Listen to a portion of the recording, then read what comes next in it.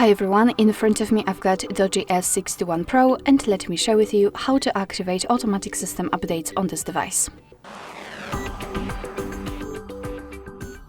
So let's start with opening the settings, and then we have to scroll down to the very bottom to find About Phone. Now let's scroll down again to localize the build number and keep tapping on it until you'll see that you're in the developer mode. If you want to learn more about the developer options, I highly recommend to check our tutorial about it. Alright, so right now we can go back to the general settings and enter the system.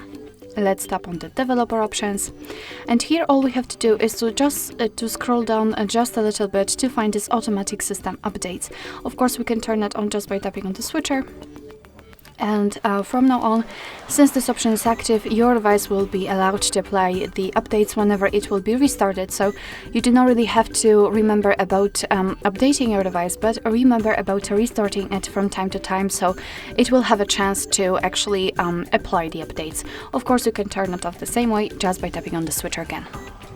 Alright, so that will be all. Thank you so much for watching. I hope that this video was helpful, and if it was, please hit the subscribe button and leave the thumbs up.